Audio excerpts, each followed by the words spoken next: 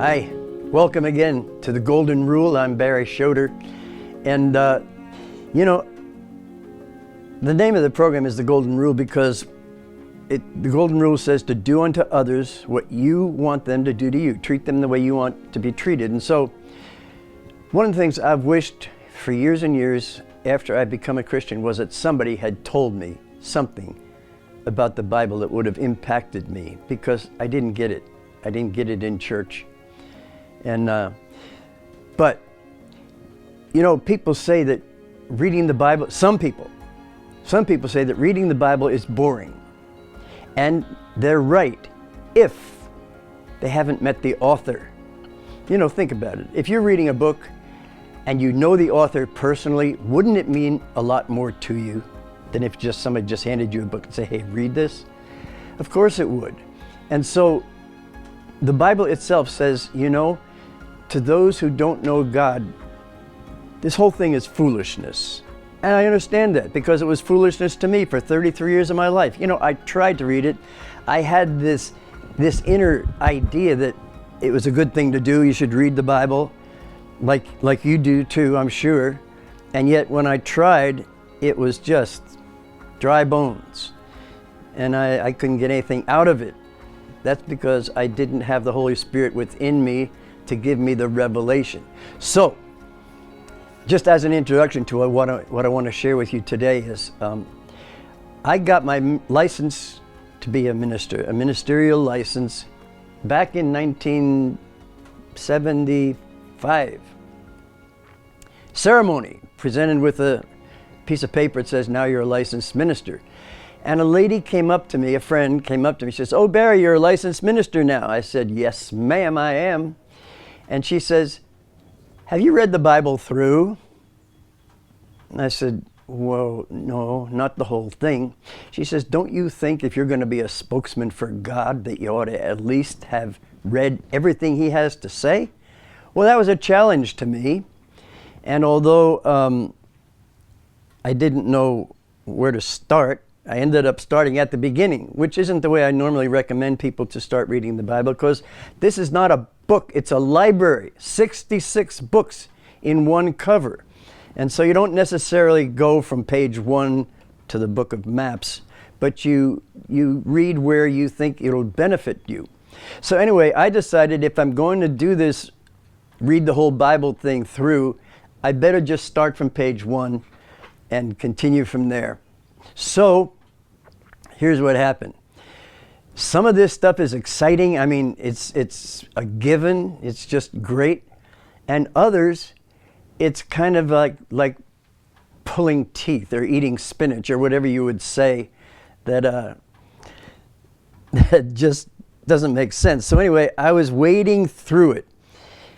And I got to a book called First Chronicles and then Second Chronicles. And it's like reading a telephone book. It's a bunch of names and you can't even pronounce the names. And I'm figuring, what's the point of this? What's the sense of this? But you know something? Just because we don't understand why a certain thing is there doesn't mean it's not there for a reason. And so I just kept plowing.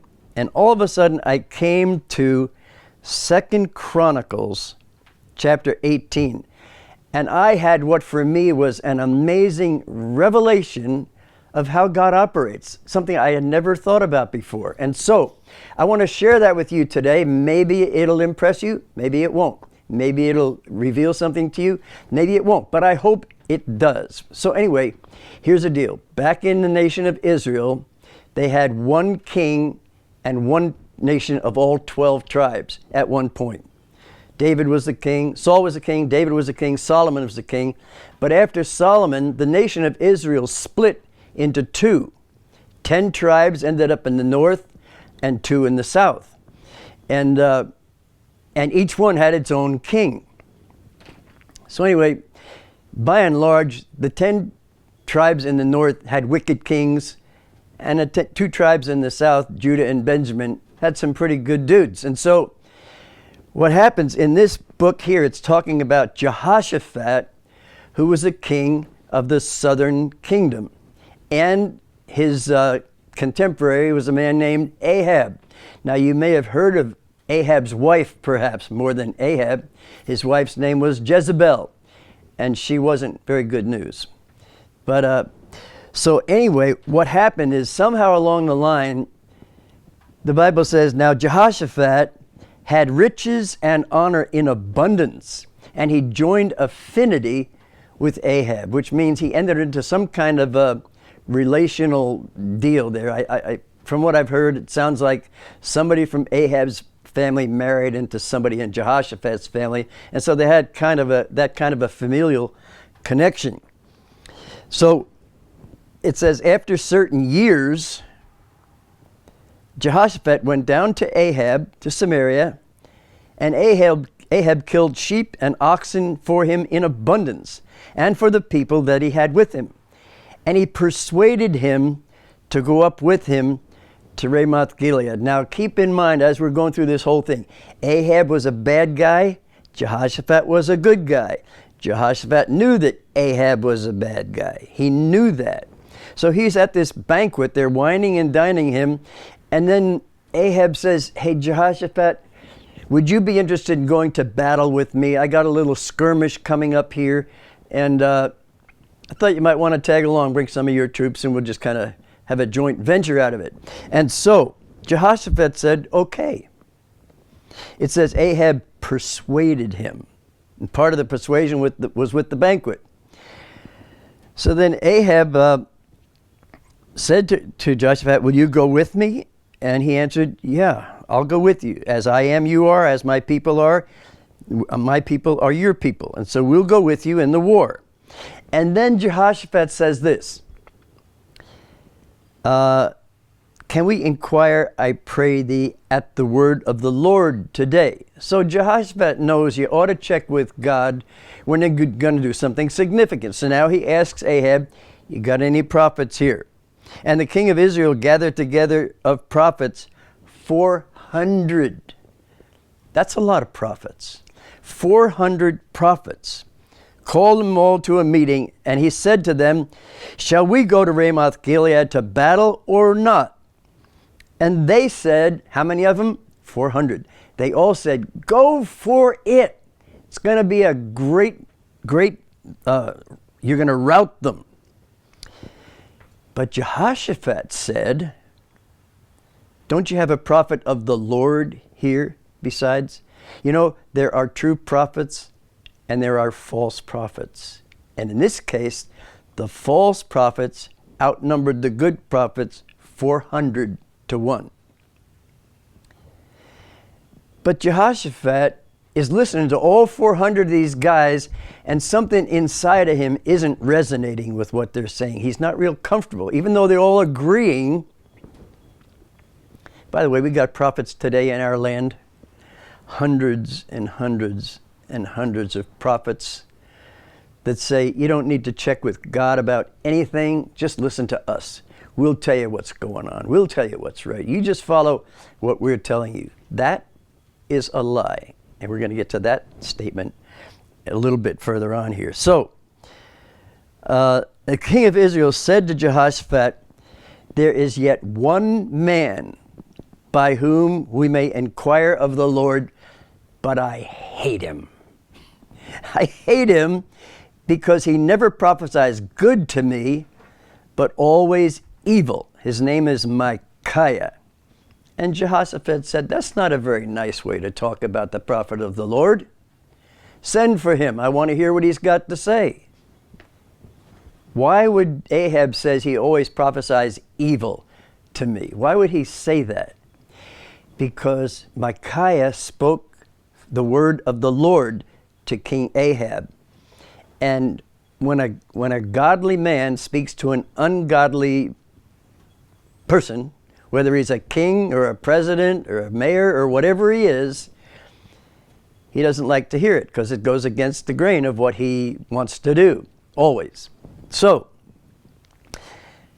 the king of Israel called for one of his officers and said, fetch quickly Micaiah. And so the king of Israel and Jehoshaphat, king of Judah, sat either of them on his throne, clothed in their robes, and they sat in an open place at the entering of the gate of Samaria. And all the prophets prophesied before them. And this one guy named Kenaiana, he made him horns of iron. Now, I don't know what that's all about, but he had this little costume on. And he says, "Thus saith the Lord, with these you shall push Syria until they are consumed." And all the prophets agreed, saying, "Go to Ramoth Gilead and prosper, for the Lord will deliver it into the hand of the king." The Lord, they're saying the Lord will deliver it. Well, meanwhile, this messenger goes to Micaiah's house, knocks on the door, and Micaiah comes out and he says, "Yes?" He said, "The king wants to see you. He wants to hear from you." And Micaiah says, "I don't want to go. No matter what I say to him, he doesn't want to hear it anyway. So I'm not going." He says, "You don't have a choice. He's a king and you're just a prophet. So come on down." By the way, 400 of his prophets are already telling him that it's going to be a great venture. So if I were you, Micaiah, I wouldn't rock the boat. Just go and tell him what he wants to hear. And Micaiah said, "As the Lord lives, even what my God says, that's what I'm going to speak." So when he was come to the king said to him, "Micaiah, shall we go to Ramoth Gilead to battle or not?" And Micaiah said, "Go for it. Sounds like a good idea to me. And go up and prosper, and they'll be delivered into your hand."